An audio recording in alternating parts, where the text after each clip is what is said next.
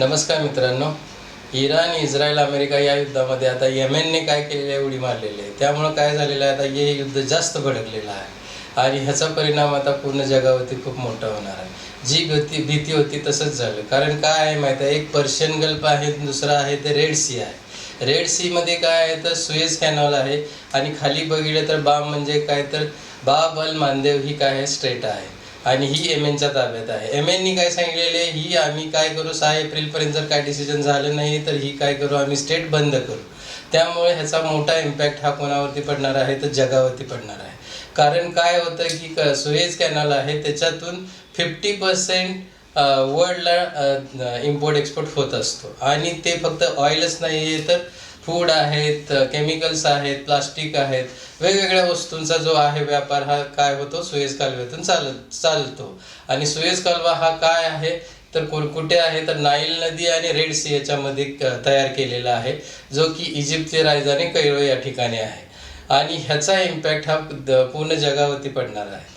म्हणजेच काय, आता येमेनमध्ये कोण आहे तर हुती बंडखोर आहेत. हुती बंडखोर काय आहे तर एकदा आपण येमेन हा देश कसा आहे तो बघूया. येमेनमध्ये काय आहे, येमेन हा एक अरेबिया फेलिक्स म्हणजेच काय समृद्ध अरब असं एक राष्ट्र होतं आणि ह्याच्यामध्ये खूप काही चांगल्या गोष्टी चालल्या होत्या. खूप जुनं राष्ट्र होतं आणि समृद्ध असं होतं. व्यापार खूप मोठ्या प्रमाणात चालला होता आणि इथे प्रमुख व्यापार कोणता चालायचा तर मसाल्यांचा चालायचा. तर हे राष्ट्र असं समृद्ध होतं. परंतु काय झालं तर 1960 ते 90च्या दरम्यान ह्याच्यात विभाग पडले. एक झालं साऊथ येमेन आणि दुसरं झालं नॉर्थ येमेन. आता साऊथ येमेनमध्ये काय होते तर सोशलिस्ट होते, मग ते सोव्हिएट युनियन होतं, त्यांचा प्रभाव होता. आणि नॉर्थमध्ये काय होतं तर पारंपरिक आणि धार्मिक ज्या संस्था आहेत त्यांचा प्रभाव होता. मग ह्याच्यामध्ये काय झाले तर झगडे होत चालले. नंतर काय झालं तर हे असे झगडे जवळजवळ 1990 पर्यंत चालले आणि 1990ला काय झालं, हे दोन्ही एकत्र आलं आणि रिपब्लिक ऑफ येमेन ह्याची स्थापना झाली. मग त्या ठिकाणी काय झालं तर संसद निर्माण झाली. आता संसदेमध्ये काय होतं, 2 सभागृह होते. एक सभागृह होतं ते रिप्रेझेंटेटिव्ह ऑफ काउन्सिल आणि दुसरं होतं ते काय आहे शुरा काउन्सिल. रिप्रेझेंटेटिव्ह ऑफ काउन्सिल हे कनिष्ठ सभागृह होतं आणि शुरा काउन्सिल हे वरिष्ठ सभागृह होतं. रिप्रेझेंटेटिव्ह ऑफ काउन्सिलमध्ये किती सदस्य होते तर टोटल 301 सदस्य होते आणि ह्याचं काम काय होतं, कायदे बनवायचं काम आणि कामकाज पाहण्याचं काम होतं. काउन्सिलचं काम काय होतं तर राष्ट्राध्यक्षाची नियुक्ती करणे आणि धोरणे ठरवले हे काम होतं. आता 1990मध्ये काय झालं, त्या ठिकाणी हा जो गट होता कोणता, जो धार्मिक आणि पारंपरिक हा गट होता, हा काय झाला खूप प्रभावित झाला आणि त्यांनी 2014 साली अटॅक करून सना ही राजधानी आहे ती राजधानी बळकावली आणि आपल्या हातामध्ये सत्ता घेतली असं झालं. म्हणजे 1978 ते 2012 पर्यंत त्यांचे जे राष्ट्राध्यक्ष होते त्यांचे पहिले अध्यक्ष होते ते अली अब्दुल्ला सालेम. यांचा कार्यकाल 1978 ते 2012 पर्यंत होता. 2012 ते 2022 पर्यंत होते अब्दुबुराह मनसूर हादी यांचा कार्यकाल होता. आणि 2022 नंतर काय झालं तर त्यांच्यामध्ये PLC झाली. PLC म्हणजे काय तर प्रेसिडेंट लीडर काउन्सिल. ह्याच्यामध्ये किती तर 8 सदस्य टोटल होते. पूर्ण कार्यभार देशाचा ही काउन्सिल चालत होती आणि ह्या काउन्सिलला आंतरराष्ट्रीय मान्यता होती. म्हणजेच काय होतं तर ह्या काउन्सिलचा कारभार कुठून चालत होता तर एडन शहरातून. आणि सना ही राजधानी कोणी घेतली होती तर काय झालं होतं, हे हुती बंडखोर आहेत त्यांच्या हातात होती. म्हणजेच काय 2 हे वेगवेगळे पार्ट आहे, त्याचे विभाग आहेत असं आपण म्हटलं तरी चालेल. परंतु ह्या हुती लोकांच्याकडे काय काय आहे तर सशस्त्र साठा आहे, अँटीबॅलिस्टिक मिसाईल आहेत, क्रूज आहेत आणि काय आहे तर ह्यांच्याकडे ड्रोन सुद्धा आहेत. तर ह्या सगळ्या गोष्टी यांच्याकडे आहेत आणि आपण पाहिलेलं आहे 2025च्या सुरुवातीला सुद्धा काय झालं तर US बरोबर जे युद्ध झालं होतं इस्रायलचं, त्यावेळी काय केलं होतं तर USनं म्हणजे अमेरिकेने माघार घेतली होती. त्यांचं जे एअरक्राफ्ट कॅरियर आहे ते खूप लांब नेऊन घेतले होते. बघा म्हणजे ह्यांच्याकडे किती मोठी ताकद आहे. तर हुती बंडखोर हे असे आहेत आणि काय होतं ह्यांचा एक मोठा इम्पॅक्ट आहे. आणि हे कशामध्ये आहेत तर आपण बघितलं बाब अल मंदेव स्टेट हे यांच्या येमेनच्या जवळ आहे आणि तो रेड सी आहे पूर्णपणे. आणि वरती काय आहे तर सुएझ कालवा. सुएझ कालवा ह्या इजिप्ती कैरो राजधानी आहे त्या ठिकाणी नाईल नदीच्या ठिकाणी आहे. आणि या ठिकाणी काय होतं मी सांगितलं तर 50% व्यापार इथं चालतो आणि वेगवेगळ्या गोष्टीचा, फक्त ऑइलच नाही आहे तर ज्या फूड आहे, केमिकल्स आहेत आणि बाकीचे जसे म्हणजे फूड, केमिकल्स आणि प्लास्टिकचे पदार्थ आहेत हे इथून वाहून नेऊन जातात. कंटेनर शिप्स या ठिकाणाहून काय होतं माहिती आहे, केप वेसल म्हणजे मोठं वेसल हे जात नाहीये, कारण का हा एक छोटा अरुंद असा भाग आहे. 2021 साली काय झालं होतं, एक केप वेसल त्या ठिकाणी अडकलं होतं, त्यामुळे या ठिकाणची वाहतूक ही 6 दिवस बंद होती. आता काय झालं, जर हे जर बंद झालं, रेड सीचा मार्ग जर बंद झाला, तर हा युरोपवरती आणि अमेरिकावरती खूप मोठा इम्पॅक्ट येऊ शकतो.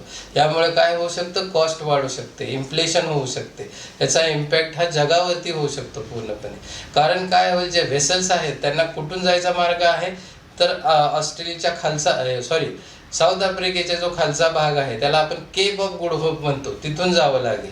आणि या ठिकाणी काय होणार आहे, तर लॉजिस्टिक कॉस्ट वाढणार आहे, मरीन इन्शुरन्स वाढणार आहे, आणि रिस्क फॅक्टर हा मोठा आहे. कारण या म्हणजे जे सुएझ कॅनलमधून जी जहाजं जातात, जे वेसल्स जातात, त्यांना जो वेळ लागतो त्याच्यापेक्षा 15 ते 20 दिवस जास्त ह्या केप ऑफ गुड होपमधून जायला लागणार आहे. आणि त्याचा इम्पॅक्ट काय होणार आहे, तर पूर्ण जगावरती होणार आहे. जास्तीत जास्त इम्पॅक्ट कोणाला होईल, तर याचा जास्तीत जास्त इम्पॅक्ट होईल युरोपला, भारताला आणि चायनाला. कारण ऑइल हा मेन साठा कुठं आहे, तर गल्फ कंट्रीजमध्ये आहे आणि सौदी अरेबिया वगैरे या ठिकाणी आहे. तर येमेनचं असं आहे, येमेननी जर हल्ला केला तर पूर्ण रिजन जो आहे गल्फ कंट्रीजचा त्याच्यावरती इम्पॅक्ट होऊ शकतो. अली खamenei साहेब यांनी काय सांगितलं होतं, जर अमेरिकेनं आपल्यावरती युद्ध केलं आपल्याबरोबर तर पूर्ण रिजनल युद्ध होईल. आणि ह्याचा भडका काय होऊ शकतो, तर रिजनलचा भडका हा वर्ल्ड वॉर, तिसरं वर्ल्ड वॉर सुद्धा होऊ शकतं. कारण ह्याच्यामध्ये काय होणार आहे, चीन आणि रशिया सुद्धा येऊ शकतं. कारण काय आहे, अमेरिका त्या ठिकाणी कमकुवत होत चाललेली आहे. चीन आणि रशिया हे सुद्धा काय आहे, महासत्ता बनायला निघालेले आहे. पण त्यांचा या ठिकाणी मोठा प्रभाव होऊ शकतो आणि त्यांना सुद्धा फायदा होऊ शकतो. तर हे असं आहे, म्हणजेच आपण लक्षात घेतलं पाहिजे की कसं आहे की हे येमेनचे जे हुती बंडखोर आहे ते इराणच्या बाजूने आहे, आणि येमेनचं सरकार आहे ते सरकारमध्ये कोणाचा प्रभाव आहे, यूएसचा प्रभाव आहे, सौदी अरेबियाचा UAEचा प्रभाव आहे. ह्या 3 राष्ट्राचा प्रभाव आहे. येमेनचं जे सरकार चालतं, म्हणजेच आपण 8 जणांची सदस्य कौन्सिल पाहिली, PLC म्हणजेच काय, प्रेसिडेंट्स लीडर कौन्सिल, याच्यावरती प्रभाव हा कुणाचा आहे, तर US आणि सौदी अरेबिया आणि UAEचा प्रभाव आहे. आणि हुती बंडखोर हे वेगळे आहेत, आणि हुती बंडखोर हे कुणाच्या अंडर आहे, तर इराणचा प्रभाव त्या ठिकाणी आहे. कारण ते काय आहेत, सिया हे आहेत. म्हणून काय होतं की आता जर पाहिलं तर आपण काय बघतोय, तर इराण स्ट्रॉंग होत चालले. कारण इराणला कोणाकोणाची हेल्प होते, जर आपण नॉर्थवरून विचार केला तर हिजबुल्ला आहे त्या ठिकाणी, लेबनन त्या ठिकाणी आहे, आणि साऊथमधून येमेन आहे, आणि प्लस ईस्टकडून कोण आहे, इराण. मग ह्या सर्वांचा इम्पॅक्ट हा काय होऊ शकतो, इस्रायलवरती खूप मोठा होऊ शकतो. कारण इस्रायलकडे आता काय नाही, इंटरसेप्टर नाही आहेत, आयरन डोम नाही आहेत, थर्ड ही टेक्नॉलॉजी कमी, त्यांच्याकडचा जो मिसाईल साठा आहे तो कमी होत चाललेला आहे. आणि त्या ठिकाणी आर्मीमध्ये सुद्धा भरती करायला त्यांचे जे चीफ आहेत आर्मीचे, ते म्हटलेले आहेत की आता आम्हाला काय पाहिजे, सैनिकांची गरज आहे. परंतु त्या ठिकाणी काय होत आहेत, भरती लोक होत नाहीत. म्हणजे काय झालेलं आहे, इस्रायलला पूर्णपणे काय केलेलं आहे, या सर्वांनी एका मुठीत पकडलेला आहे, आणि हे वॉर आहे ते ह्याचा इम्पॅक्ट खूप मोठा होत चाललेला आहे. आणि 6 एप्रिल नंतर काय गोष्ट होते ते आपल्याला बघावी लागेल या ठिकाणी.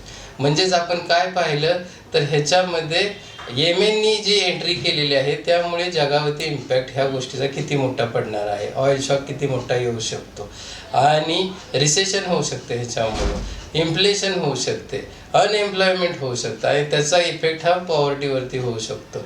म्हणजे लोकांचं दैनंदिन जीवन आहे ते खूप काय होऊ शकतं, त्याच्यावरती मोठा इम्पॅक्ट या ठिकाणी पडणार आहे.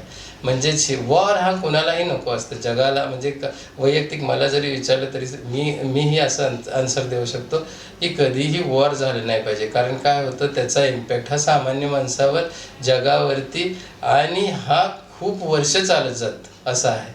ते भरून काढायला खूप वर्ष लागतात. कारण काय होतं, ह्याच्यातून उद्योग नष्ट होतात, मोठमोठ्या फॅक्टरीज जातात, आणि ह्याच्यासाठी लागणारा खर्च हा अफाट आहे. आपण आता बघतोय ह्या युद्धाचा खर्च हा अमेरिकेला खूप मोठा पडतो. 1.1 बिलियन पर डे आहे. त्यांची क्रूज आहेत, म्हणजे जे वेगवेगळी जे एअरक्राफ्ट आहेत त्यांच्यावरती सुद्धा मोठा इम्पॅक्ट झालेला आहे.